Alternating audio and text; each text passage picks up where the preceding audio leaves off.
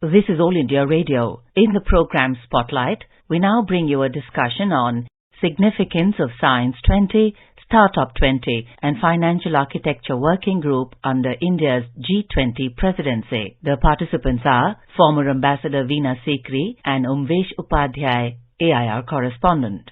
India under its presidency of G20 is eyeing to make the grouping truly inclusive, ambitious and action-oriented. January 2023 is about to end, but the last few days of this month is witnessing back-to-back important meetings of G20 in India, be it the Startup 20, Financial Architecture Working Group meeting or the Science 20. And today to discuss on these important G20 meetings and their significance, we have with us former Ambassador Veena Sikri ji. Welcome to the program, Ambassador. Thank you.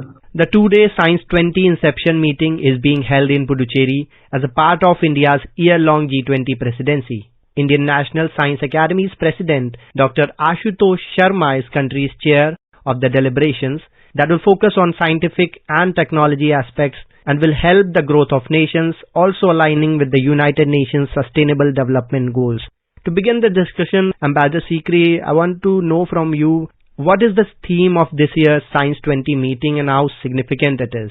India has planned as its G20 presidency to bring together the developing and the developed countries and to see what decisions we can come to for the benefit of the world as a whole. You know, we're talking about one earth, one humanity, one future. And I think the Science 20 that you have said is taking place in Puducherry is one example where India has a lot to offer. India has a lot to say about what we have achieved and how we can use the scientific achievements that India has made for the benefit of humanity, including particularly the developing countries. So I think that this is the very important aspect that we have such senior scientists from India leading this meeting. And they are in a very good position to say whether it's a space program, whether it's a vaccination program, whether it is our future that we have for our scientific achievements. We are able to lay all these out before the G20 science leaders from different countries. As you know, that the G20 is a group which has developing and developed countries, the leading economies of the world. But in addition to the G20, India has invited 9 additional countries, which are countries like Bangladesh, like Nigeria, Oman, Spain, UAE, and it's a very, very good mix, the Netherlands and Mauritius. So these are all countries where there will be a great benefit for them to be there to see what are the progress that G20 can make. Now, I think that the way in which India has planned the discussion is the way India has planned its leadership of the G20 for this year is significant in that it enables India to take the leadership of the South and put before the rest of the world, to put before the developed countries, what are the deep interests and requirements of the South countries, of the developing countries, and how the bridge between the North and the South countries can be met in a way that will benefit everybody. The most important factor that India is emphasizing again and again is not a zero-sum game. We are looking at solutions which will benefit all, benefit humanity as a whole. And in every sector of the G20 meetings, this is how we are presenting ourselves. You very nicely pointed out the few highlights that India is projecting under its G20 presidency, and that's why we can say that the theme of the meeting is Disruptive Science for Innovative and Sustainable Development. I also want to know that when the world is looking at India as an action-taking and thoughtful leader in regard to global concerns such as climate change, be it the healthcare, and making science an integral part of society and culture, how India is aspiring to achieve and set new benchmark under its G20 presidency? India is aspiring to achieve this benchmark precisely because India today is in a leadership role in almost all the areas being discussed. Whether you're looking at GDP growth, whether you're looking at the manufacturing sector, whether you're looking at the digital sector, digital technology, whether you're looking at healthcare or youth sector, in each of these, India has significant achievements to present. So this is the first thing, that India is recognized today as being in a position of leadership on all these issues. But having said that, India is very concerned that through its leadership, it wants to bring in the benefit of all countries, of its Vasudhaiva kutumbakam. The world is one family. So our benefits, our progress must be used together with the progress of other countries for the benefit of all humanity, for the benefit of those countries who are facing difficulties. And in this context, I would say that a meeting in Chandigarh on financial architecture is very significant. Yeah, because that brings me to my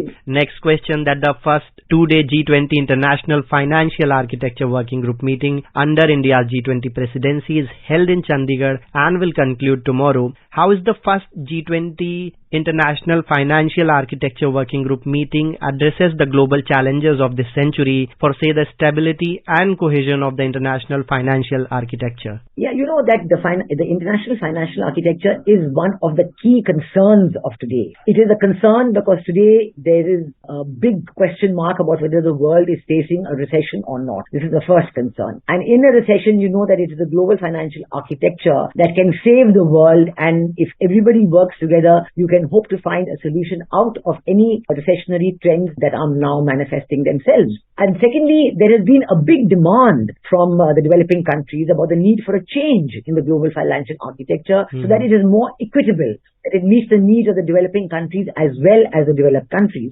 And this particular meeting in Chandigarh, the International Financial Architecture meeting, is a preparatory meeting for the meeting of the finance ministers of the G20. And you know that at the finance ministers meeting and now at the Chandigarh meeting itself, we also have the representatives of all the international organizations dealing with the international financial architecture, whether it be the IMF or the World Bank or the UN and a whole host of other organizations. These meetings are very significant preparatory meetings which will really determine what is going to be the outcome of the finance ministers meeting and so the outcome of India's G20 chairmanship. And I remember in the inaugural procession of the Chandigarh meeting, Cabinet Minister Shri Tomar was also present, and he said that India is bridging the gap between the rich and developed countries and the poor countries, and there should be an equal share of finance and architectural benefits. What's your take on this? Definitely. This is our basic position. This is a very important position that India has taken all along, and this meets in very well with India's leadership of the G20. We are always saying that we must bridge this, the divide of inequality between the rich and the poor countries, and you can only do it through changing the global financial architecture in a way that benefits all.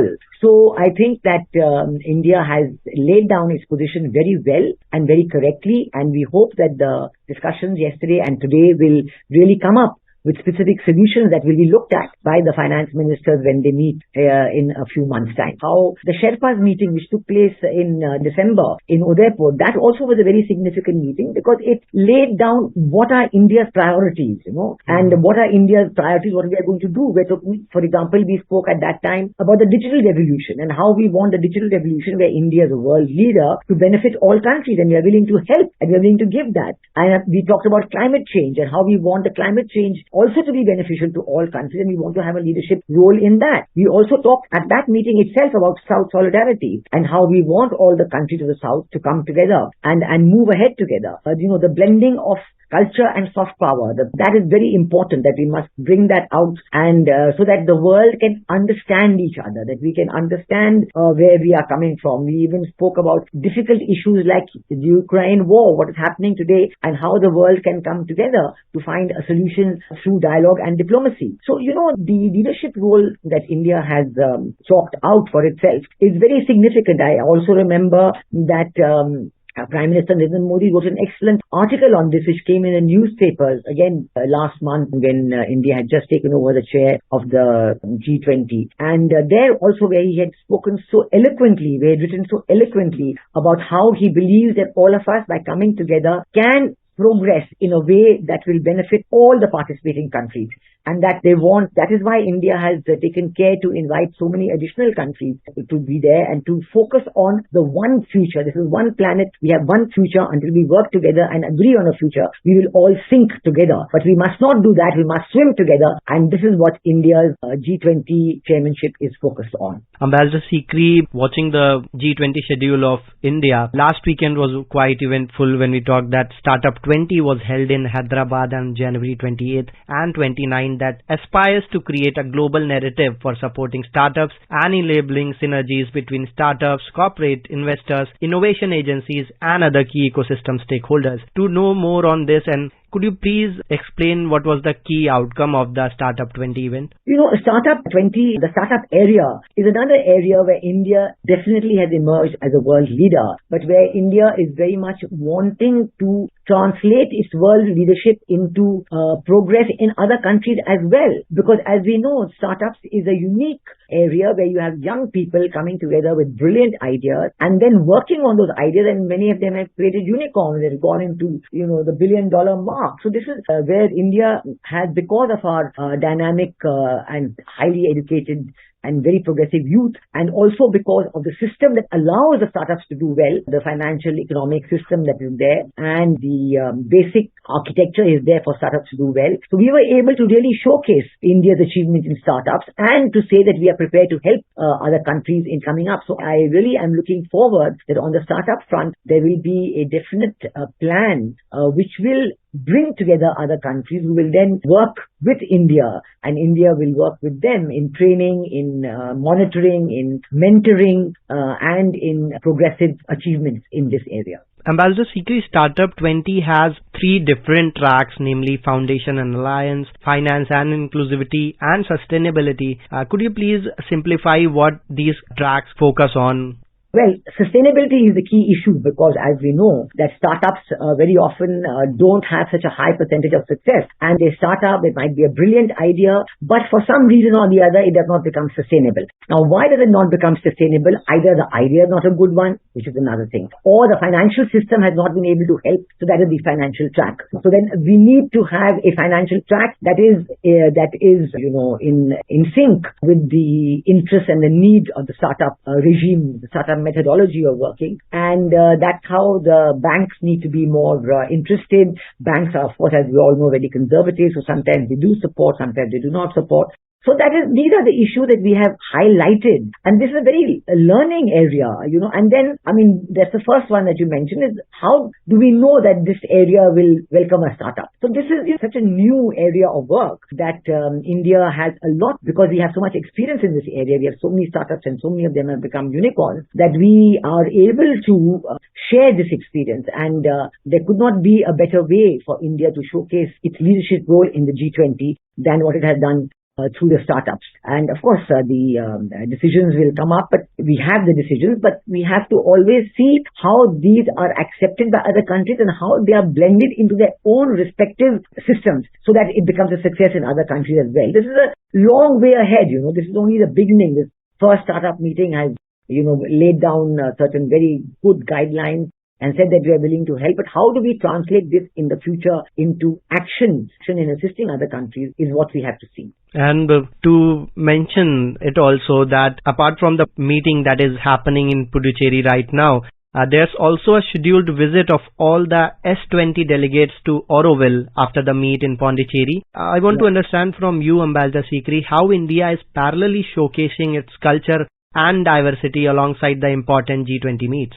Yeah, I think it's a very significant factor, and India has always great focus on the joint going ahead cultural, spiritual message, our civilization heritage, as well as the most modern and up-to-date developments in science and technology. So what better way for doing it than to take the Science 20 group who is in Pondicherry to Auroville, where you have this great Mathamandir, you have the great coming together of modernity, of a great freedom fighter like Aurobindo, and his message, his spiritual message to the world that you cannot achieve progress without being at peace with yourself. So this message that India wants to convey to the world is very vital, and I'm really pleased. It's really heartening to see how it is being blended together, and how even a group of leading scientists from all over the world is being taken to Auroville to show them the best of what India can offer in the spiritual aspects. And this message is significant. I think the message is appreciated by one and all. It also showcases India's